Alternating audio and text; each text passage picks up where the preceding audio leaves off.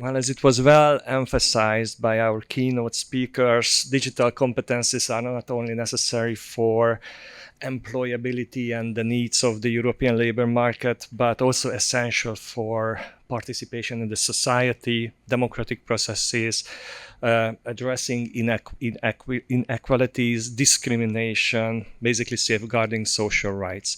And to highlight some of these topics, we have invited a number of panelists to join us today for a discussion which is entitled Digital Skills for Equity, Diversity and Inclusion, from Basic to Advanced. And I would like now to ask our panelists to join us on the stage.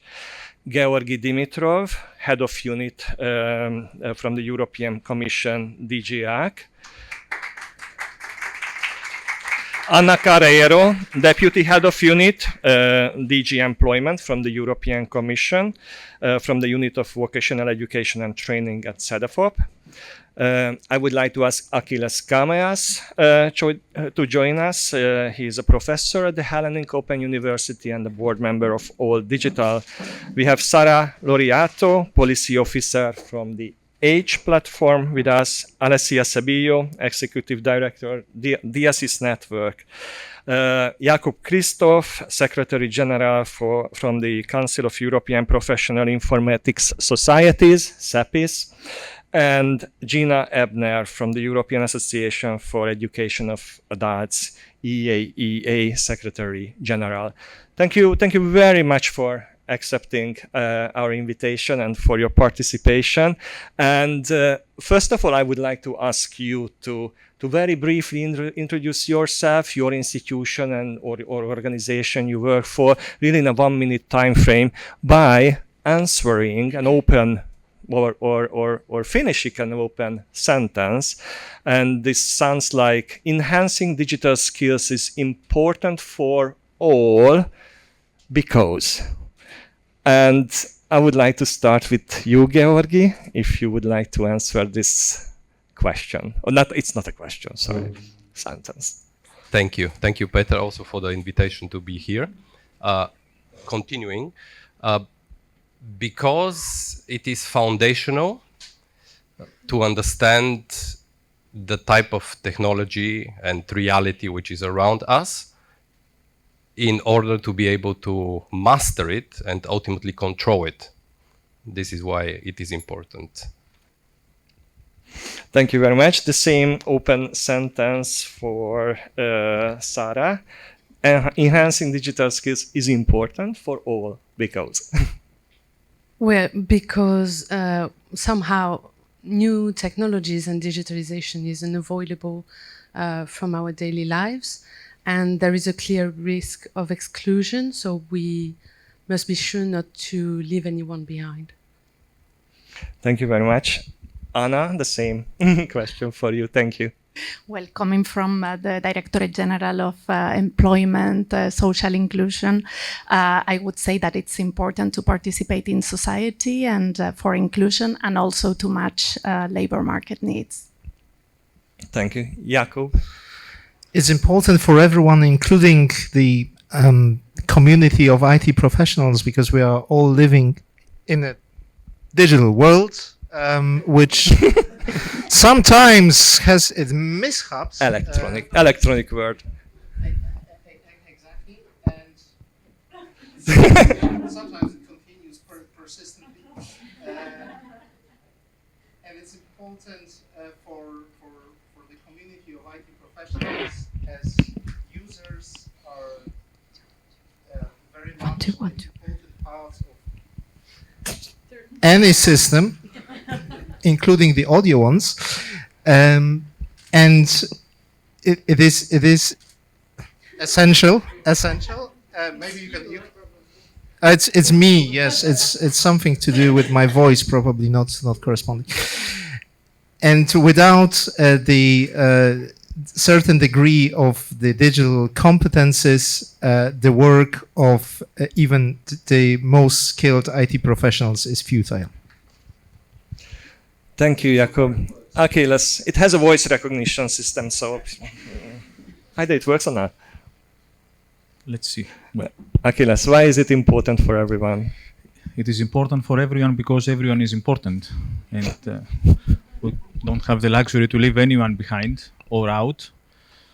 And also because everyone's time is important, so we don't even have the luxury to wait, to be late. Thank you, Achilles. Alessia. Yes, I will try to answer too. So, I mean, I represent an organization that supports the promotion of social economy, and for us, whenever there is the digitalization,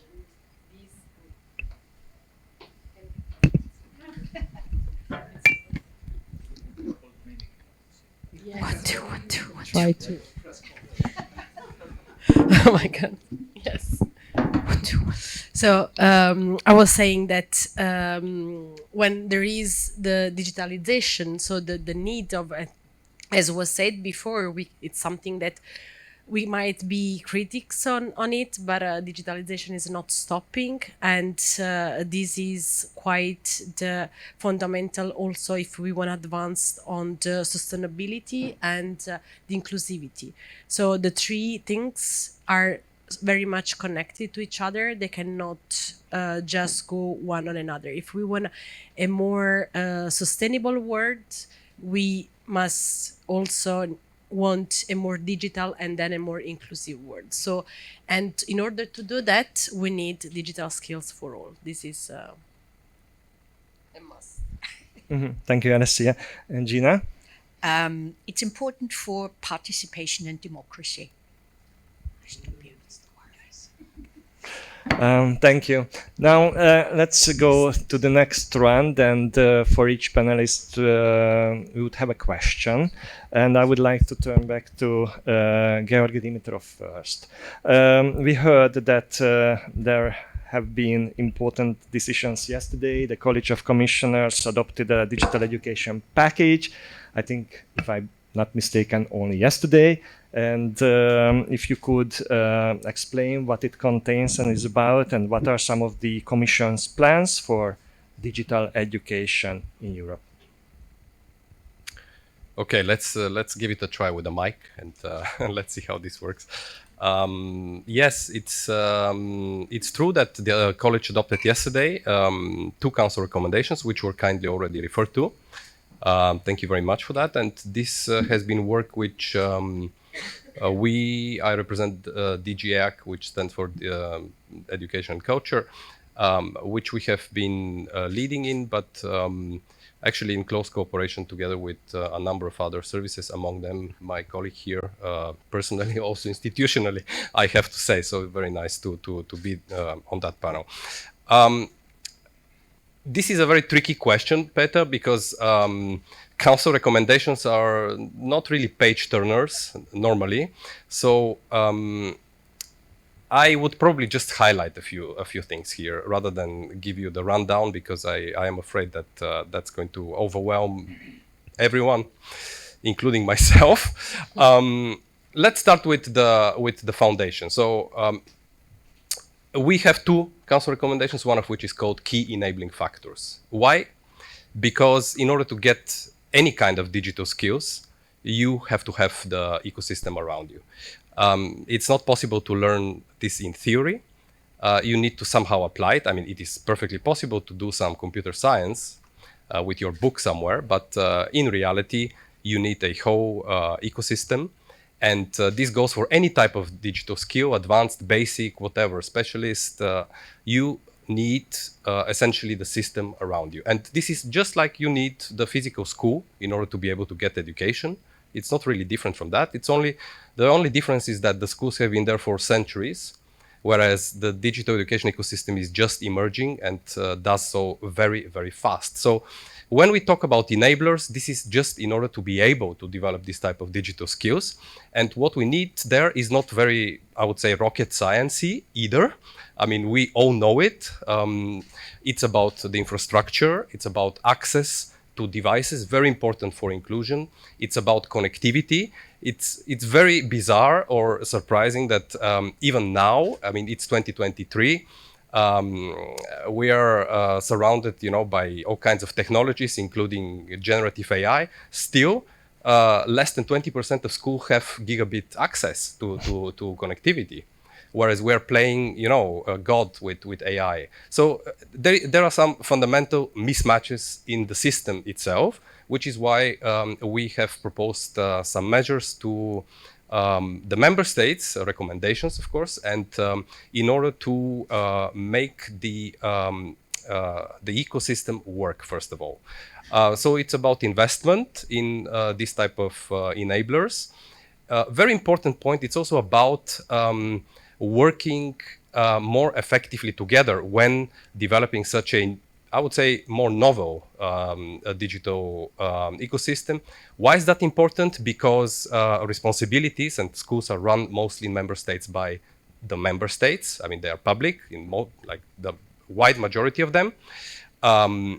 It's important because if you have a governance structure which is perhaps a little bit outdated, and when you need to equip your education system with all kinds of digital capabilities, then often the competences are not to be found in the education ministry only, which is a big problem if you go back 2 years ago.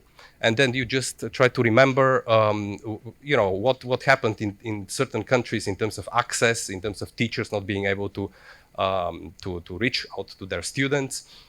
So we need actually different policy areas also to work together. We speak there of a whole of government approach, which means that education, employment policy, finance, infrastructure should work very closely together. And we essentially recommend the member states to put such dialogues. By the way, today's start of the week is a very nice example of this as well, because it brings the different stakeholders together, including the private sector. So if all of this, let's say, which arguably is a very long-term task and evolution, if you like, is reached, then we can talk about the, let's say, achievement of the targets that we are setting ourselves for digital skills. And here I come to the second council recommendation, which is essentially about answering the question, how can education and training systems better teach digital skills, and how can people learn more effectively? We all know the numbers; they have been mentioned, and here we are proposing some measures to the member states. Maybe I can mention just two or three. One very important measure that we are proposing to the member states is that they consider the introduction of high quality informatics education on a more, I would say, widespread basis than today. Again, why? Because it's a foundational science. It teaches about the digital world in a scientific way, not in, let's say, in a superficial one. And yet, if you look at the numbers and how much it is offered in the member states, it's quite surprising to see that it's still nowhere near its other, let's say, peers like physics or chemistry or mathematics and so on, and science. So access to high quality informatics education is very, very important. And for this also, there is a need to find, engage, and also really motivate teachers that work also in this field, because this is a very difficult group of people to find, because I mean most of them they go to the private sector.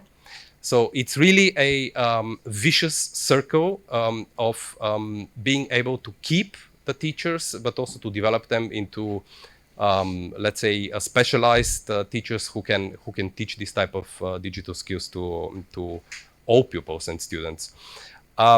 There is also a specific recommendation to the member states per sector, meaning primary, secondary, and vocational education and training, but also in higher education. I don't want to go there. What I want to say is that what we are proposing is a systematic overview on how each of those sectors can perhaps more effectively address the needs for digital skills, because it's happening. I don't want to also create any impression here that this is new. As I said, it's more a question of how to improve it and how to make it more more effective. And I invite you just to have a look at it. As I said, I don't want to overwhelm you with the information. Maybe the last point I would like to make is that the Commission is of course operating in the field of subsidiarity here. So we have to be very realistic in terms of what the Commission is proposing and what the member states will eventually adopt. And of course, I have to add what they will also implement, because that's really the ultimate question here.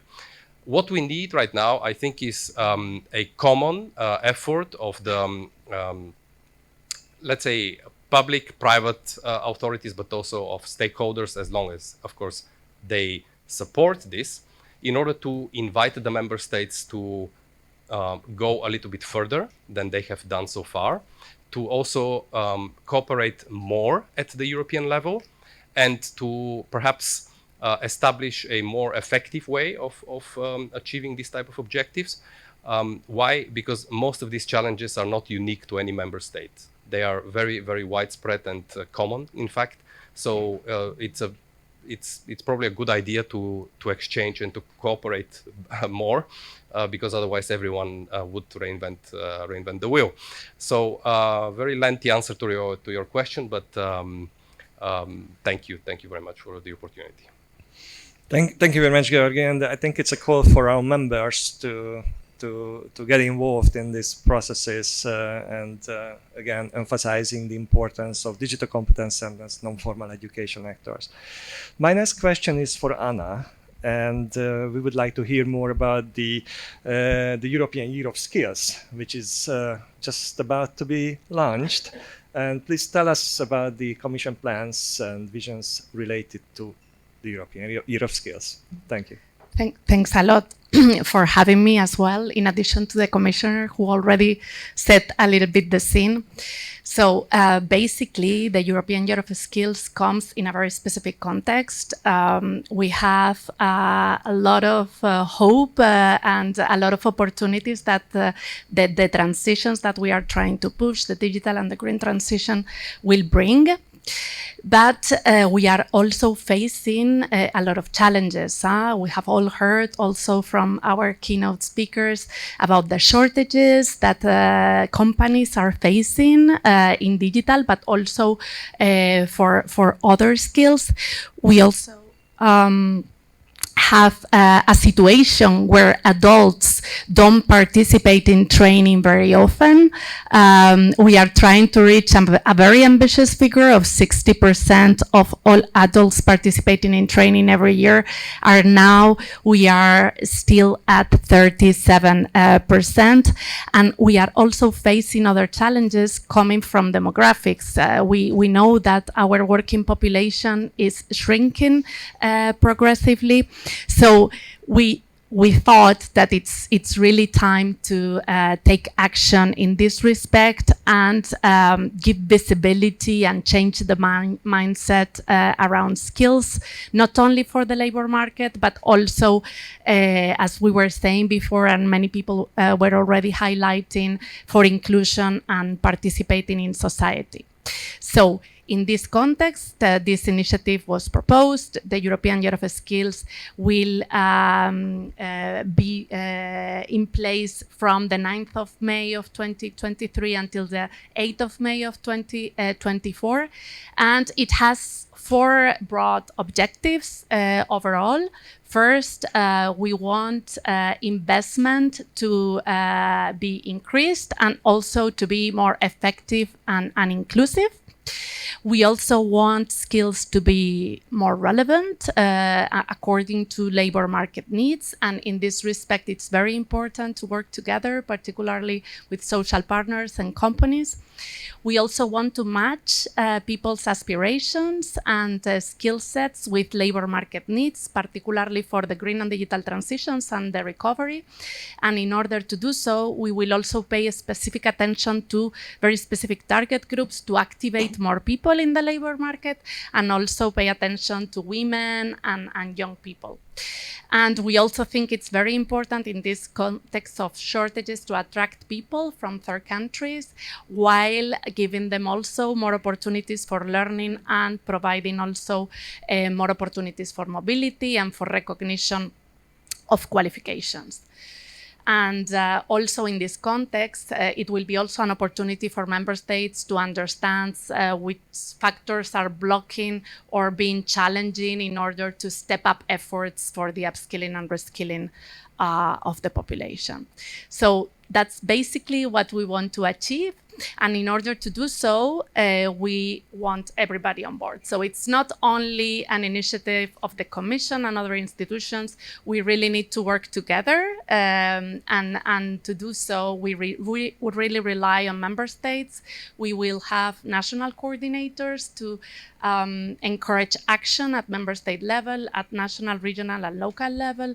We also rely on stakeholders, civil society organizations, social partners, companies, and other international actors to work with us to make the Year of Skills a success.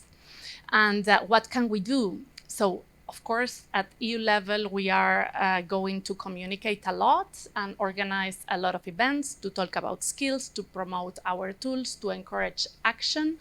But we also rely on you to do the same and to discuss about skills, to raise awareness among the population and the individuals, to take up training at all ages and for all target groups, and to share with us your insights, your best practices, trigger discussions, and this will also help us reshape our policies and design new policies in the future that are more effective.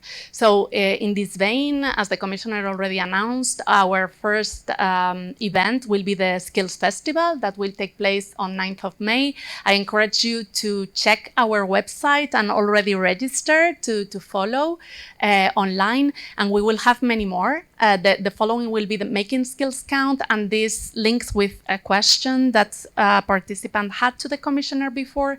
This event will be also about giving visibility to skills, not only to qualifications, but we will also talk about validation and skills acquired in informal and non-formal learning. And this will continue. We will also have a vet week and other discussions and many other initiatives.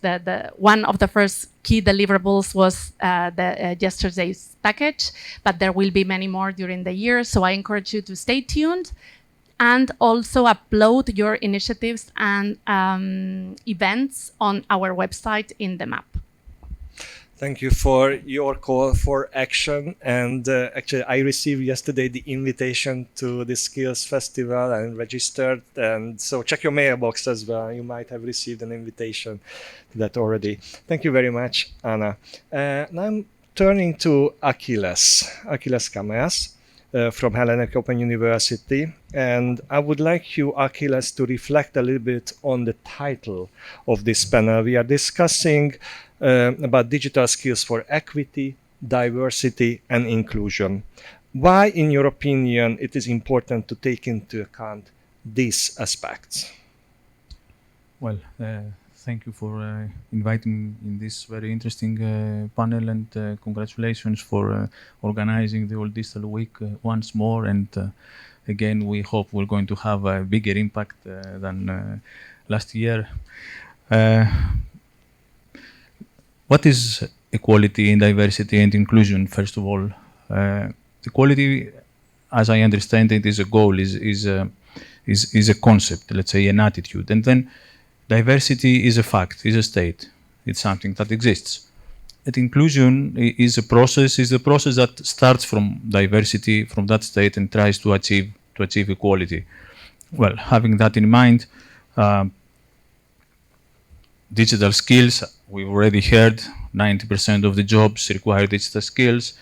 After the digital transformation imposed upon society by COVID, almost all societal aspects now and processes require digital skills, so the lack of digital skills will inevitably lead to exclusion, different kinds of exclusion. Unfortunately, many of them will appear simultaneously: exclusion from social life, exclusion from employment, exclusion from access to services, and so on. So we might have to deal with the appearance of a digital skills underclass, a set of people, a group of people that suffer from digital skills poverty, and thus they are not able to fulfill their, let's say, their life. They're not able to live their lives in a fulfilling way. And what tools do we have in mind, in our hands? What can we do to prevent this? First of all, we need synergies, as many of the previous speakers said before me. And it seems that education is our main tool, and that is why the role of all digital and of its members is so very important. We are all education and training providers. It is upon us to help the society deal with the issues of equality, diversity, and inclusion, and move forward towards a more inclusive society. Also, actually, this is mentioned in our manifesto for digital skills for an inclusive society, and many dimensions and proposals in this manifesto have the word inclusive and inclusion and equality and equal opportunities in them. But who do we have to educate? Who are we going to educate? Of course, the people who might be at the risk of exclusion. We start from that. But is it only digital skills that these people need? No, they need other skills as well. Digital skills is not an island, it's a part of a broader skill set. And it's now been clear since a few years that many sets of skills, many skill sets have to be developed simultaneously, digital skills being an important one among them.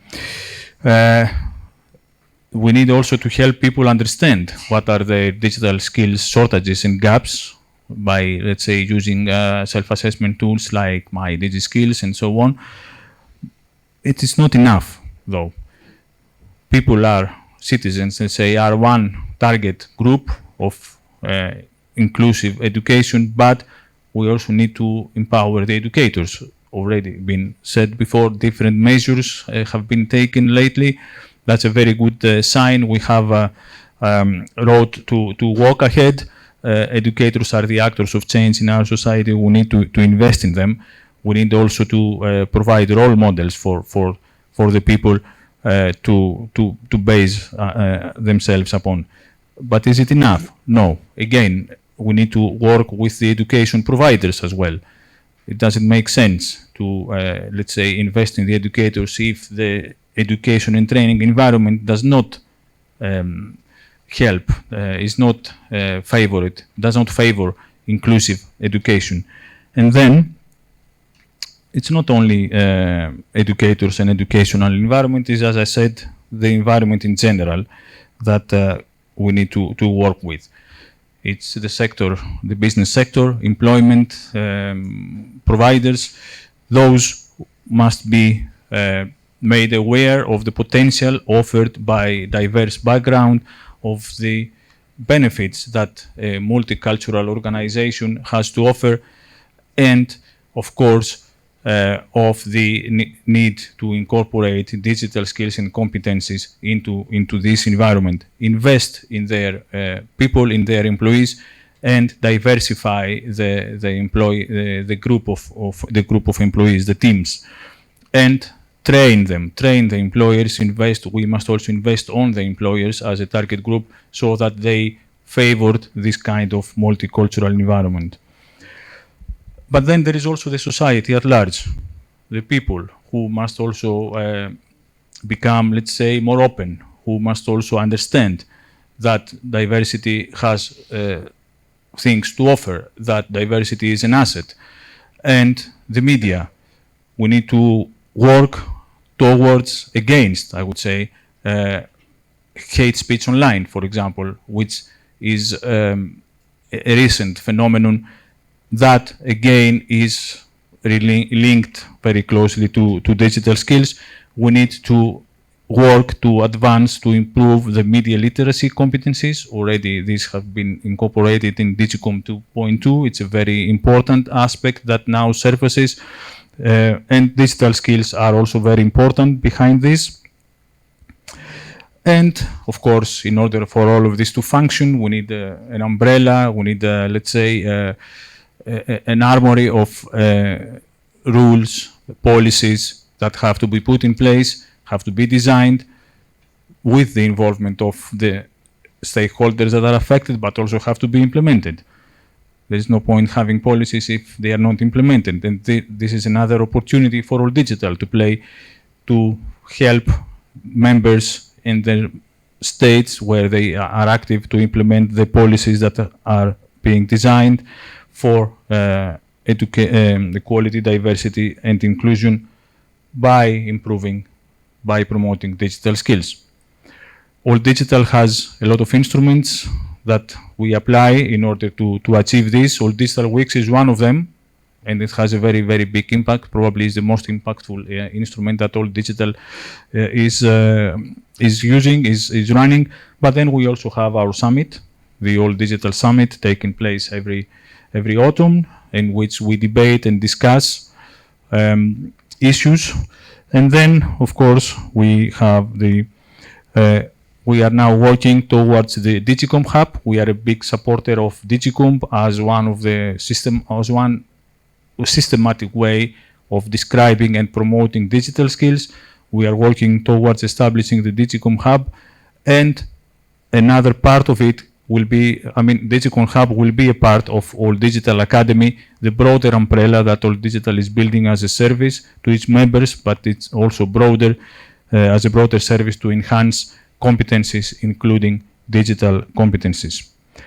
Having said all this, having talked about all the different components of what instruments we have, education, the business sector, the media and the public, also the policies, all of these, to me, they look like they're very close to the component of a model of innovation, the quadruple helix model of innovation, a model that I like very much and that describes how we can produce innovation in our society, what are the actors involved.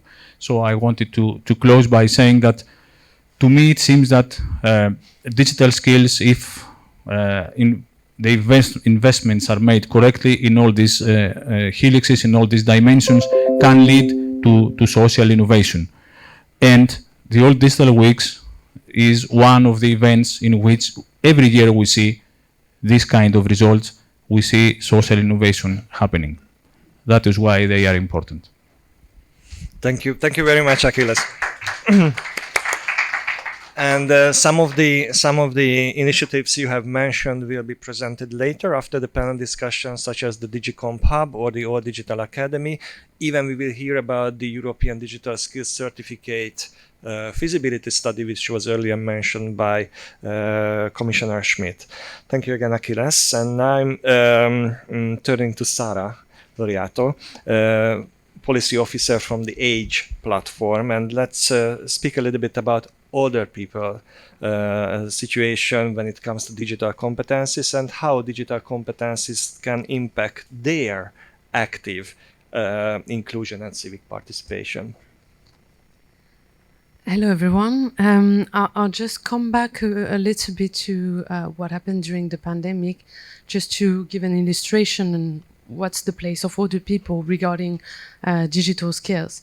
So during this period of time, we all benefited from digital acceleration with the possibility of staying in contact with our family, with our friends, relatives, to continue working.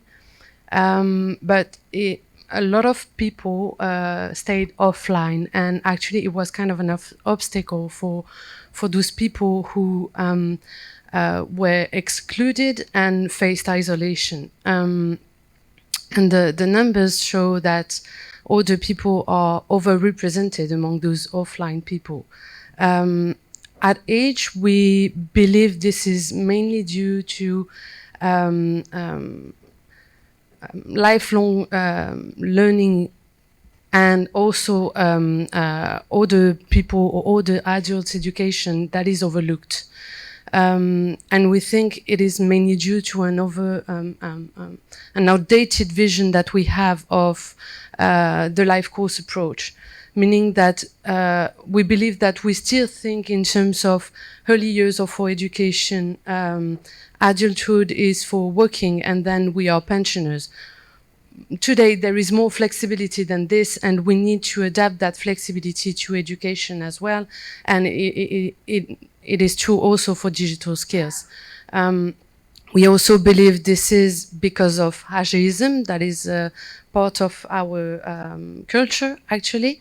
It is true also for internalized ageism, meaning that we tend to believe that older people do not care about digitalization, that this is not for them, and this is not something that is interesting for them because they are at the end of a career, or because as pensioner you do not have any utility in using digital technologies. But I think we need a better support and appropriate support. First of all, in the labor market. At Age, we are working on a barometer to understand how to empower older people on the labor market and have sustainable working lives.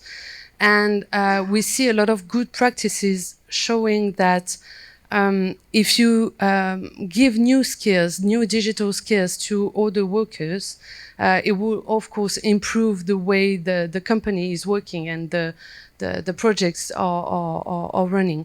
It is also true that it helps older workers to embrace career change. This is not an opportunity that you see really often in older age. And it is also true for pensioners. If they still want to be part of the labor market and still be active, having digital skills is important also for them.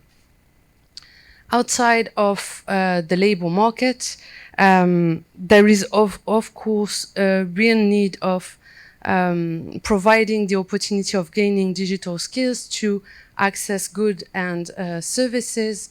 We have, of course, I think all in mind the fact that the public services and the banking services are more and more online through computers, through smartphones.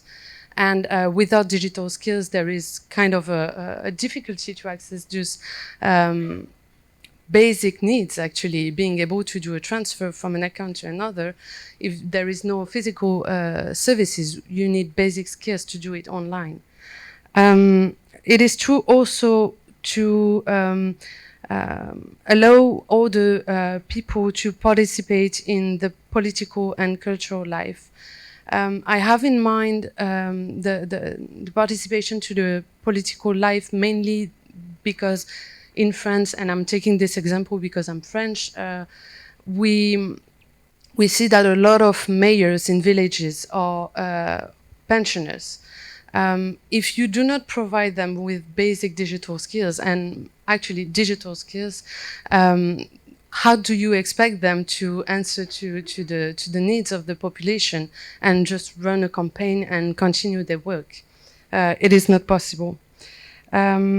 Another level where we think it is really important to provide digital skills to other people is, of course, to give them more autonomy and independence. When you think about other people that are in need of care, who are dependent of relatives and carers, you need to make the connection as well with those carers, informal carers, but also professional carers, who can be supported through digital skills. If other people are more autonomous using smartphones or applications just to improve their health or just communicate with carers, it would lighten the burden on the carers' shoulders and on the family shoulders. It will help them to do their work. And maybe just to finish, one point about the need to really think about the opportunity to gain digital skills and have digital learning opportunities that are diverse to answer to the diversity of the population. Even among older people, you can think about older women, older people living in rural area, and there is the question of accessibility. but also all the people who do not have the financial resources to access the education, the basic education to get the digital skills. So really we need an intersectional approach to answer all those questions and answer the needs of the diversity of people among other people. Thank you very much, Sarah. I really like how you emphasize that digital skills are so much basic skills. Thank you for that approach. Now I'm turning to Alessia. Yesterday, you invited us to the Diesis Digital Day. Thank you very much for your invitation.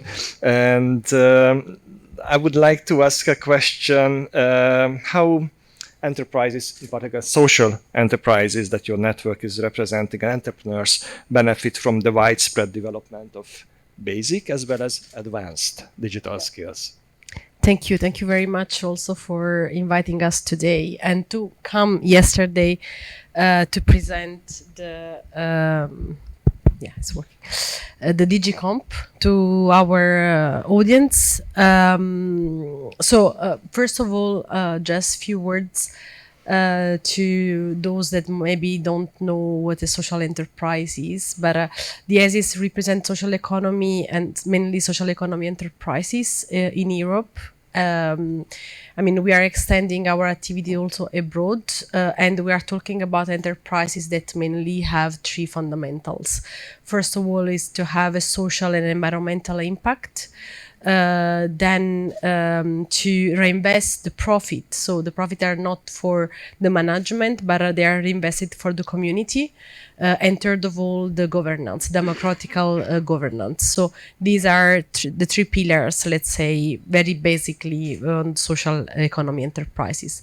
As I said before, when we talk about social and so inclusion somehow and environmental objectives, we cannot today not speak about digitalization and digital skills.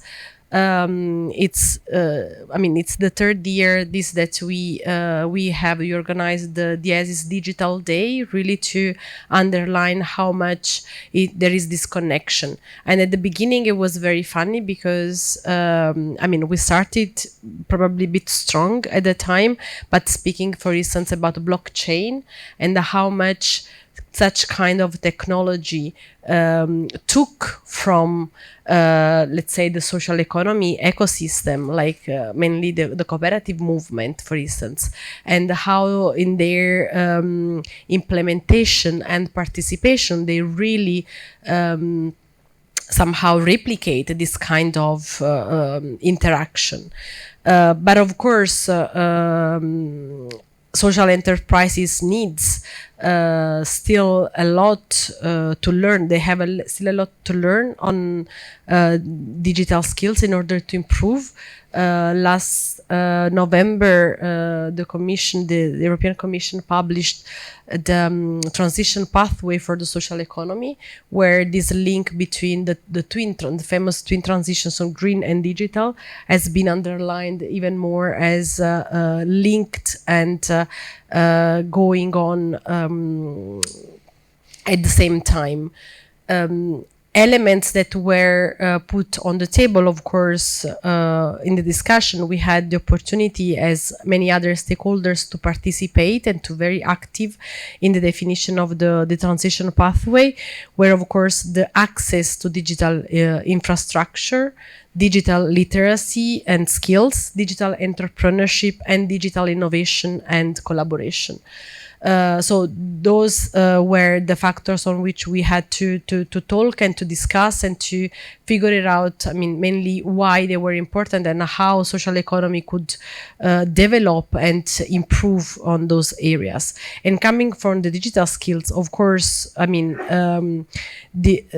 why those are important for social enterprises, as for probably a lot of the enterprises anyway, but is for sure to improve the efficiency and the productivity to improve the communication and the collaboration. I mean, if social economy enterprises have, I mean, a strong element is, as I said before, we talk about ecosystem. So how those ecosystems can easily communicate and contribute one another to make it grow, to make the whole ecosystem grow. And then, of course, I mean, with the new model of businesses like the digital platforms. Yesterday, we had this very interesting intervention of one of our speakers that was also putting a bit a critical accent on the fact that 75% of the digital platforms existing in the world that we use every day have been funded, created, ideated in the USA, while from Europe we only have around 3% of them.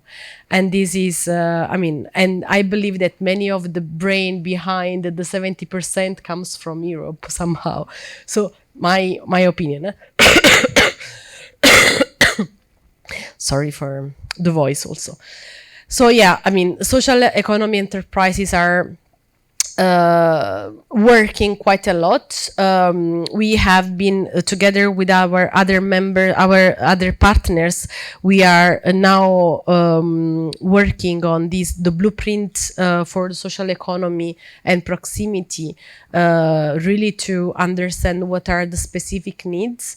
When we talk about social economy anyway, it's a bit complicated because even if it's now considered one of the 14 industrial ecosystems, social economy inside has construction, has creative and cultural industry, has tourism, so healthcare. I mean, I can go on and on, meaning that it's not one unique sector, but it's so fragmented and contains so many aspects. And for each of those subsectors, the digital skills are very different.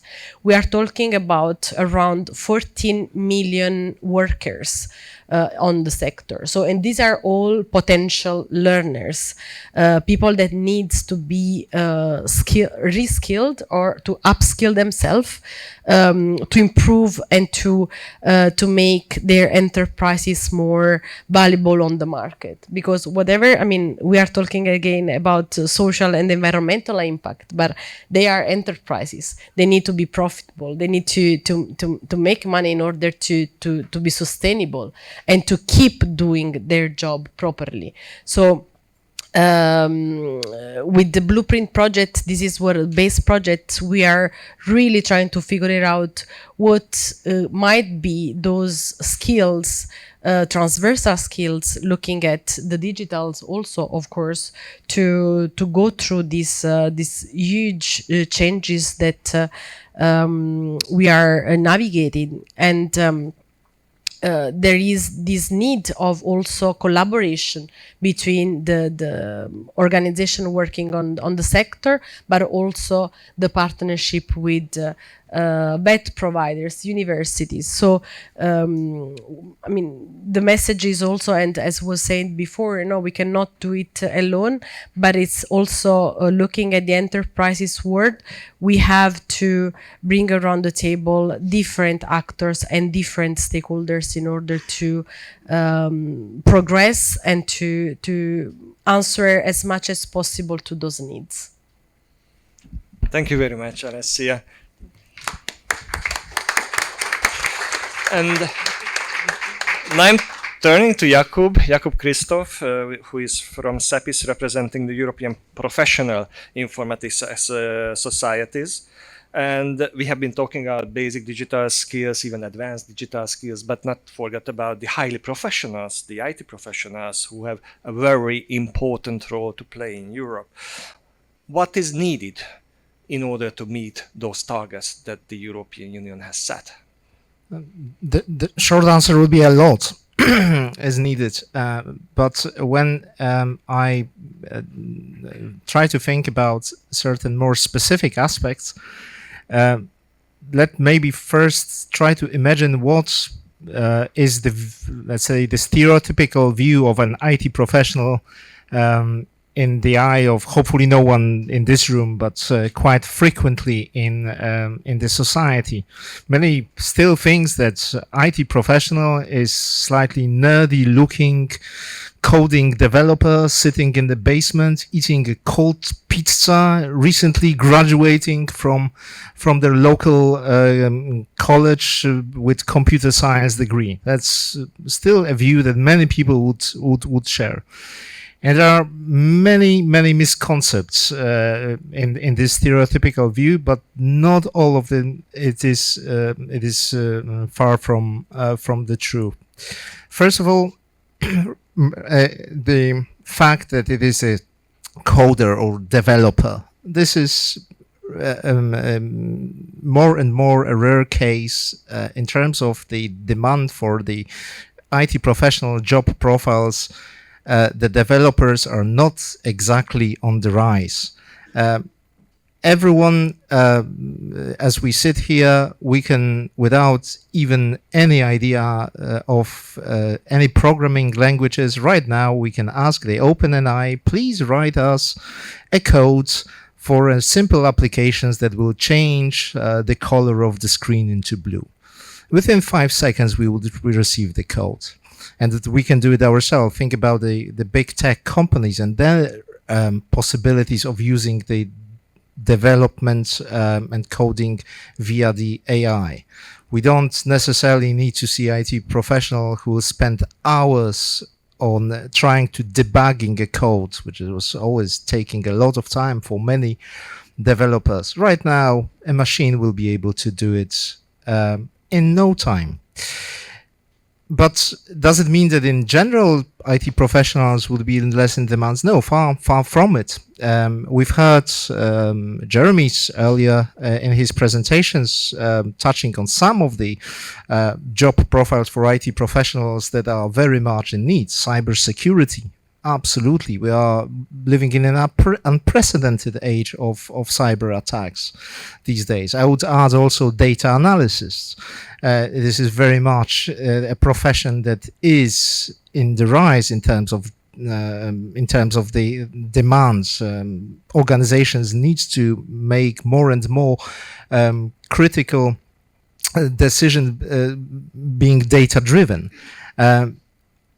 There are also a number of professions related to the implementation of the AI. But I would say there is also a huge group of different job profiles among the IT professionals that I would call them generically bridge builders.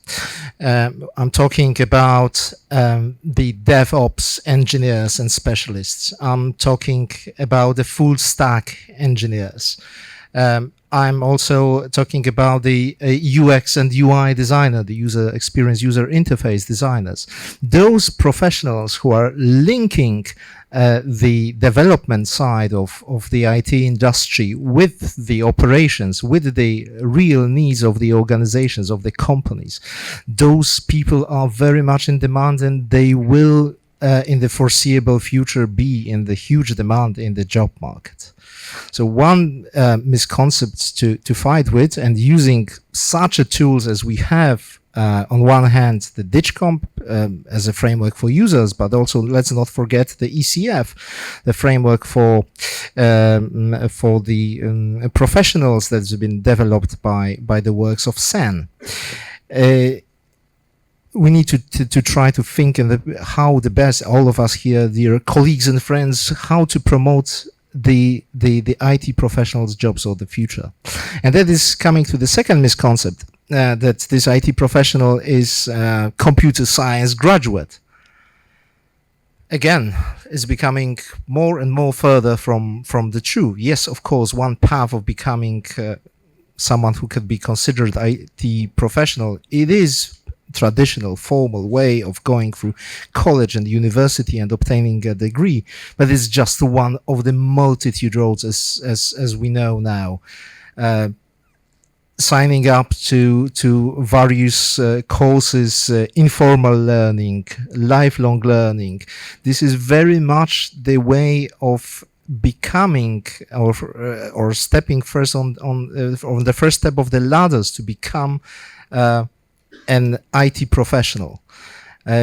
It is important to, and here also we have tools. I'm sure our next speaker will tell us more about these opportunities in terms of the adult learning, but we do have a variety of tools here, including the variety of the training courses at the different levels, including the certifications such as the vendor certifications, but also those vendor neutrals like ICDL. These are the ways to introduce the concept of becoming IT professionals without necessarily following a traditional pathway. I think this is important as well. And the third thing I wanted to mention, and that unfortunately isn't only a stereotype, but to large degree through the male aspect, that this IT professional is male. And yes, statistically, this person is a male. And here it is, I think, an opportunity for us. There are incredible opportunities of increasing the number of IT professionals by tapping into the groups that are social groups that are underrepresented in the society. And sometimes the data, the statistics might be misleading.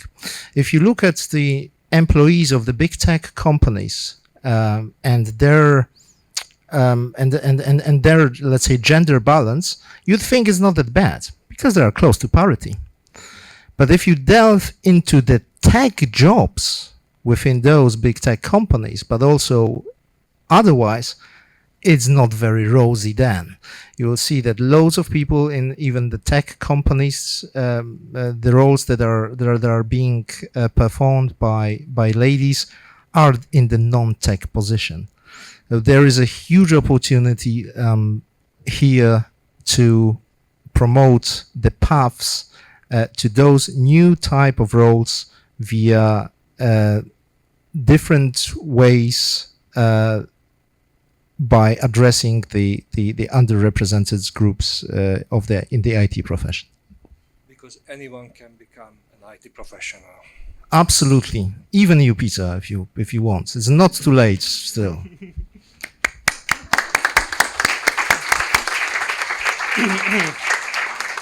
And to conclude this round, I'm turning to you, Gina, representative, Secretary General of the European Association of Education for Adults. Thank you for your question for the Commissioner. Unfortunately, he couldn't hear it, but I think the question was already there and right and appropriate. What is the role of non-formal and informal education in digital competence development? And if you could highlight the lifelong learning perspective. You are not the only one in this panel who is speaking about it, but it's really important. Thank you. Thank you, and thank you for giving me the opportunity to talk here. And as you said, that informal and non-formal learning for everyone is one of our key issues. Allow me a few sentences about the EAEA. We represent adult education organizations and institutions across Europe. And we concentrate mainly on what's known as general adult education or liberal. Okay. Okay. Liberal adult education. No.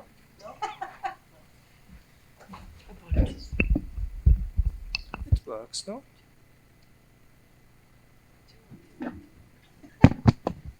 One, two, one, two. I'm not collecting. 1 2 1 2 1 2. Okay, great. So our members are doing mainly general adult education, also what's known as liberal adult education. So less concentrating on continuing vet, although plenty of our members do that as well. Might be Volksbildung in German, might be Volksbildung in the Nordic countries, popular universities in some other areas. So for us, of course, we have a number of issues within non-formal learning that are important to us. But before I go into that, let's just think for a moment how much actually is happening in a non-formal learning, starting with, for example, libraries. There's an enormous lot of learning happening and digital learning happening in libraries where, people can also get help when they need to fill in forms on the computer, etc. We have our members, for example, we do more regular training courses as we know them, but also in some cases you just have tablets available and people just help out when people want to use them. So there's a huge number of learning. Once people have some basic skills, they might follow YouTube and so on, also in order to learn. Now, what are key issues that we're working on that are also close to my heart, I have to say? One is basic skills. We have talked about that. Basic skills for older people also. I'm not going to go into that because that was already presented. But really being able to reach people who normally don't learn, who are excluded. For me also, and for my organization, outreach is extremely important. And if we want to do outreach, especially if we want to empower people, for us, it is very much an issue of empowering people to take control of their lives, take control of what's happening to them. We know that a lot of people who don't have basic skills feel that they don't have much impact on their neighborhoods, their families, and so on. And that is something we want to work with. Putting the learner at the center, as Gina has said earlier, and we need digital skills in that whole package because people will not be able, we've mentioned it, to access services. There are fewer and fewer bank branches. How are you going to get your money? How are you going to do? And so on and so on. So basic skills together with outreach and trying to go to the people who need learning is key. The other part that is very, very important is to have a more I mentioned democracy first, and that is also a key issue. And we have plenty of members who organize discussions, information sessions, whatever you might call that. In the Nordic countries, we would talk about study circles, which are also happening in other countries under other names, where issues like what are algorithms? How do they work? The kind of things, if you are a user of computers, if you are a user of social media, you might actually need. We need to look into, having all these discussions. Gina again mentioned the fact that it is also about participating. It is about having the knowledge to and the possibilities to shape our world rather than running after the information. And there are plenty of groups with our members who are currently working on that, trying to get the information out, working in a non-formal way to actually get enough knowledge, get enough information to be able to contribute to the developments, even if it's in a smaller environment, but nevertheless contribute. Thank you. Thank you very much, Gina. And please keep the microphone. We have about 50 minutes left. We have 7 panelists, and would like to give you the opportunity just to ask one question from one of your other fellow panelists. And I would go in the reverse order now. So that's why I said that you can keep the mic, Gina. And if you have any question for any of the panelists, please ask. And let's say 2 minutes for each round of this, and so we keep the time frame. Okay, I'm not Please. quite sure. Sorry, I'm not quite sure who I can address on that, but maybe you just.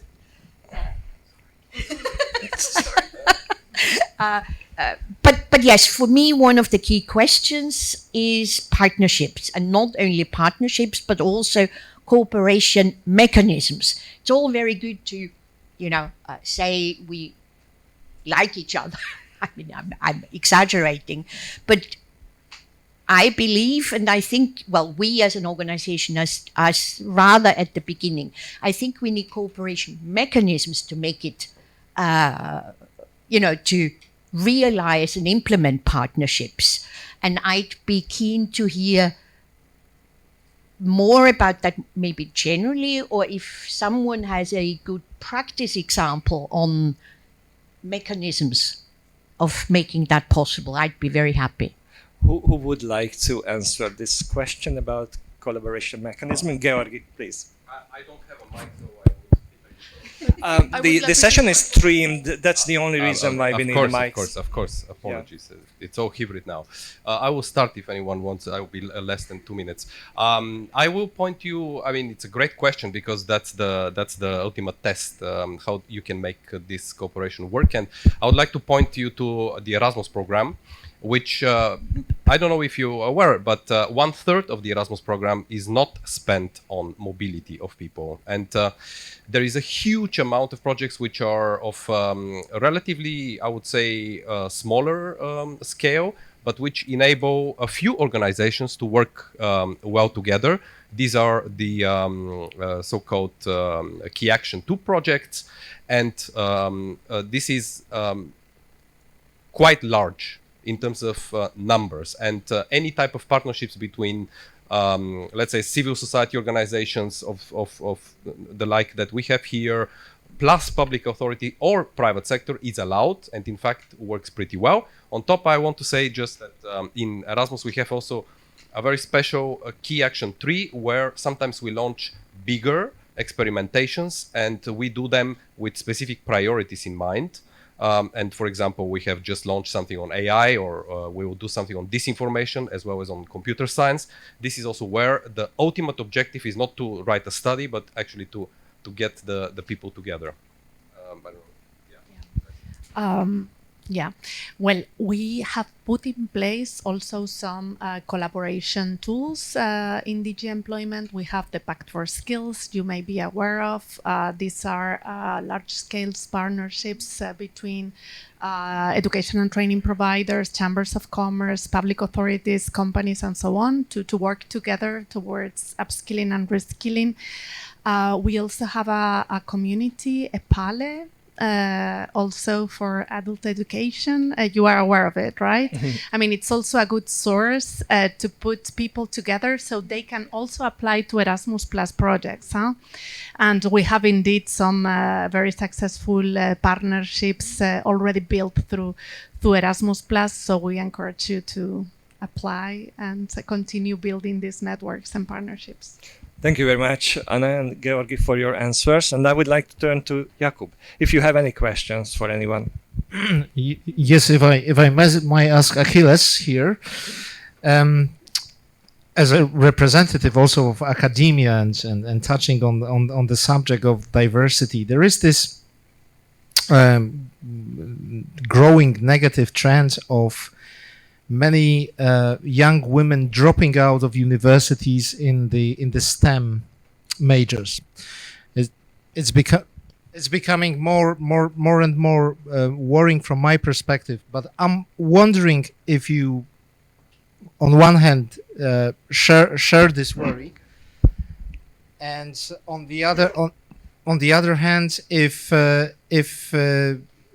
what can be done to prevent its happening, or what can we do instead to keep the women very much within the tech and STEM fields of education?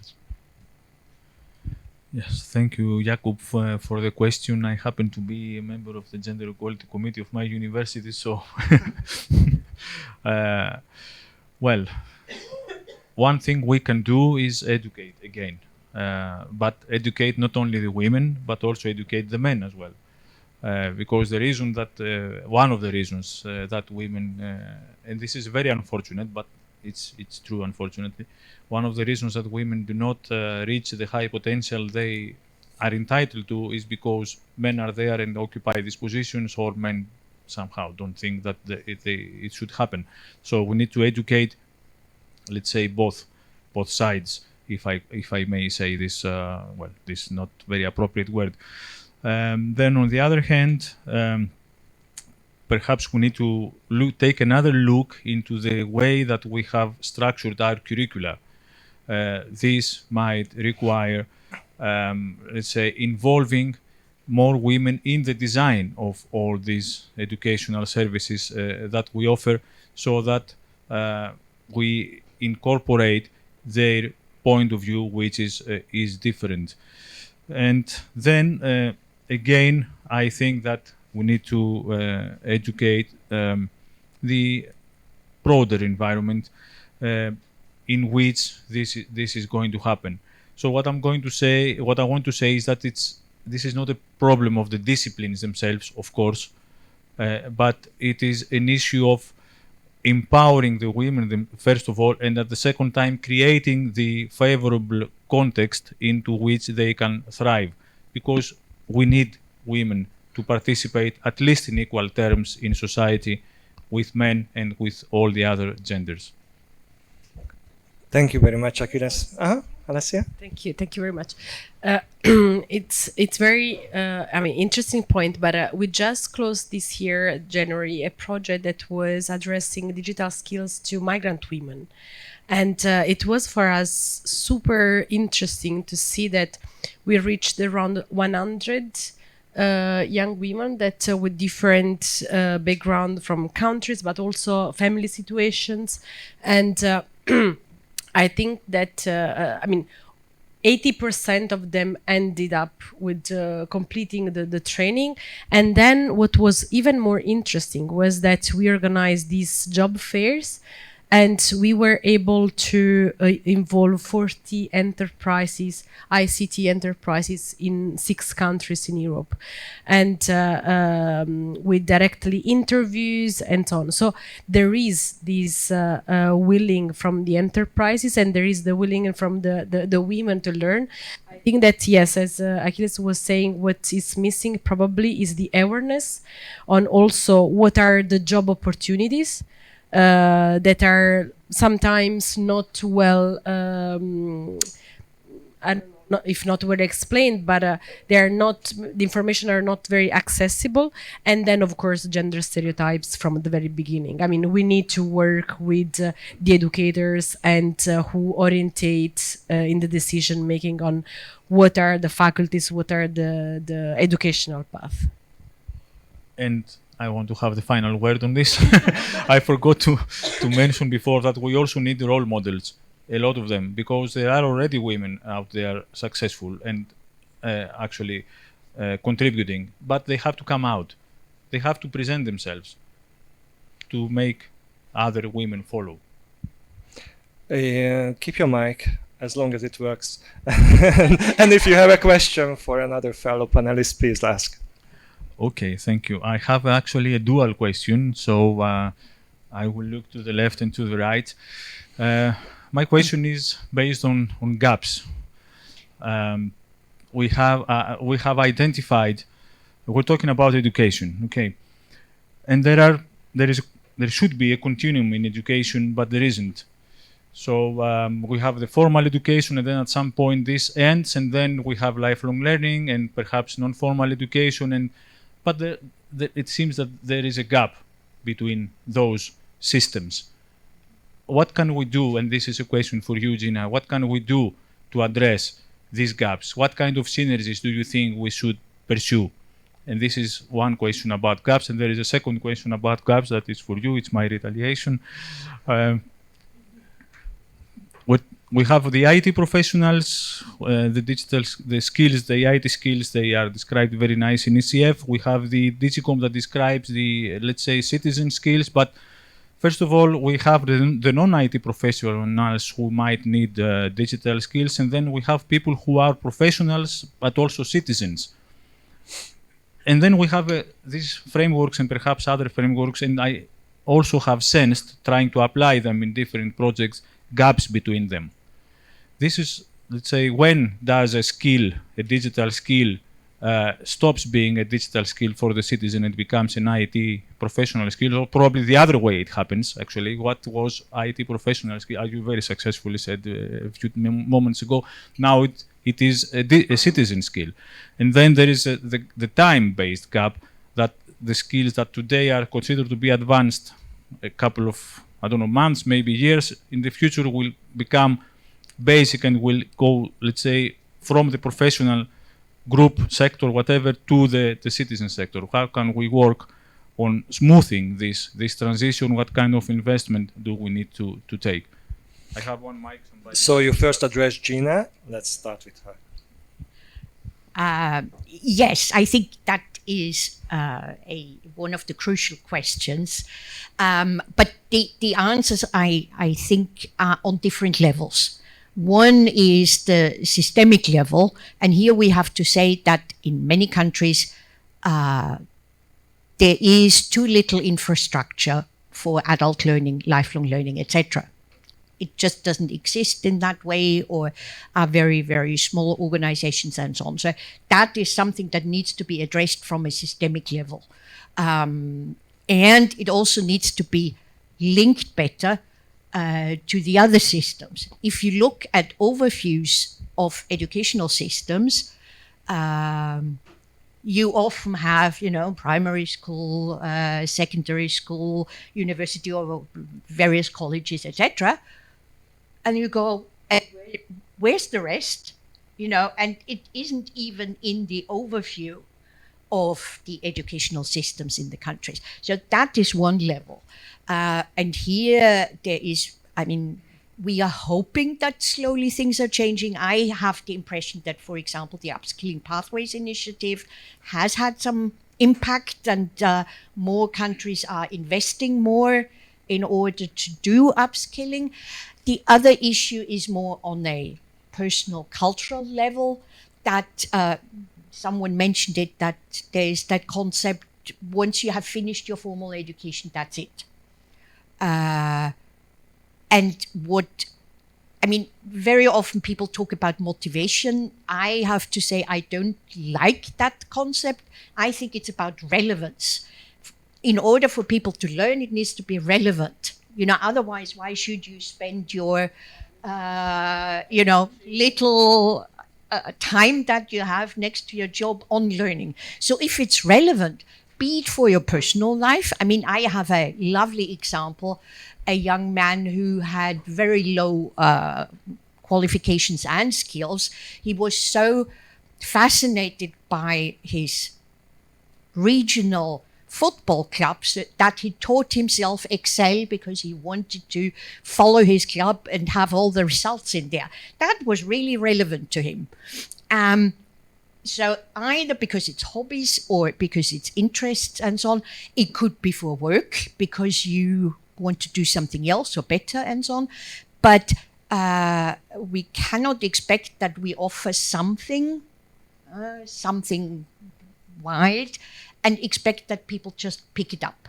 And I also wouldn't blame them. We need to be more aware of what the needs really are, because then people will come and then people will learn. And Jakub, if you could answer Achilles' other dimension questions. Yes, indeed. And Achilles, in his question, was touching an incredibly important things that can be summarized in some ways, that we are playing defense. We as a community dedicated to enhancing digital skills, we are catching up.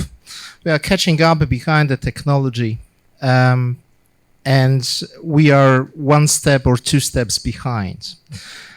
Sometimes we are developing very very important and useful tools like the DigComp, but in terms of the implementation of DigComp, we still haven't reached the level that would be truly useful for the whole European society. We are only now having the EDSC study that might improve the usability of this great framework. But I think to address the problems of these gaps, we need to move on to offensive. We need to try to be more brave in terms of the predicting the future trends of technology and trying to develop the policy not for today, not for something that was useful 2 years ago, but trying to use the models of what the policy should address in the 2-3 years of time in terms of development of technology. It's not easy, but as one US president from the past said about going to the moon, we shouldn't do it because it's easy, we should do it because it's difficult. Thank you very much. I'm checking the time and we have only 3 minutes left. I'm not sure if we have enough time to complete this round, but if any of you would like to say a final word, or maybe all of you, we have a few minutes for that. Georgi, may I ask you to, I did to reflect on any of these previous questions. I had a question for you, which I appreciated. Or if you just ask a question, it's fine, so it's fine. we can discuss I just it want further. to say that it was a great point that you've made. No, I would like to just thank you for the opportunity and invite you to look into what we have proposed, because this is going to be a long journey. And it will be very important that we get stakeholders on board. Many of you were there in our stakeholder consultation processes, so thank you very much for that. It's like a marathon, and I think that I can agree with many of the panelists here about the challenges. Ultimately, it's really about implementation. I think that's why we have proposed everything in the context of the Digital Education Action Plan. I always say that we're not proposing strategies here. We are actually taking our sleeves, well, not right now, but normally, yes, and then we go out and we just do it, because I think that we have enough strategies and enough good ideas. So it's more about implementation. So invite you to be part of it. Thank you. Thank you. Sarah? Well, just a last word to remind being conscious of the risk of exclusion and really think about people outside of the labor market, but also people, all the workers who are about to become pensioners in providing them digital skills. And maybe a final word just to thank you for inviting us and helping us to raise the voice of other people, even when we talk about areas where we think where they are actually invisible. Well, it was a pleasure to be part of this panel. I was very glad to listen to all your insights and challenges highlighted. I think the European Year of Skills is about this, having discussions, having all stakeholders' voice heard, and this is food for thought for us. So don't hesitate to come back with written insights and things that we could do differently or better to help us get in our collective objectives. Thank you, Anna. Jakub? In my last word, thank you very much for inviting me here, and please, as a community dedicated to the enhancing digital skills, don't forget about the IT industry and about the community of IT professionals, and try to look for the synergies between enhancing the citizens and the workforce digital skills and the communities of IT professionals. There is almost in every European country there is the dedicated informatics society. So please reach out to your national computer society. There are loads of things that you can work together with them in the area of digital skills. Thank you, Jakub. Achilles? Yes, thank you. It was great being here, and thank you all for this great discussion, and thank you all for being patient with us. I wanted to close by saying that equality, diversity, and inclusion will only be possible if we have enough social innovation to accommodate it. So All Digital Weeks is a very nice opportunity for you to get in touch with this kind of innovations, social innovations, and also next year we hope you will produce your own, and we will see you there. Thank you. Alessia? Thank you very much also from my side for, of course, bringing social economy in the picture of the discussion, and also for the partnership and the collaboration. We were saying before that just thanks to this kind of moments and the willingness of working together, we can go ahead. So thank you very much for doing it, not only today but all along the year and all the activity that we have. Thank you. And Gina, the last word is yours. I wanted also to echo what Sarah was saying. When we talk about digital skills, it's not only about a particular group, it's not only about the labor market, it is about every one of us. I'm sure if I look around, well, okay, maybe not the people from All Digital, but I have lacks and gaps when it comes to my knowledge about using social media algorithms and so on. And I think we all can use more and better digital skills. And that is something I hope will also be reflected in the European Year of Skills, that it's all ages, all levels of competencies, skills, and for all kinds of purposes. Thank you very much. And let's give a big applause to our panelists. Thank you for your participation, and thank you for your attention.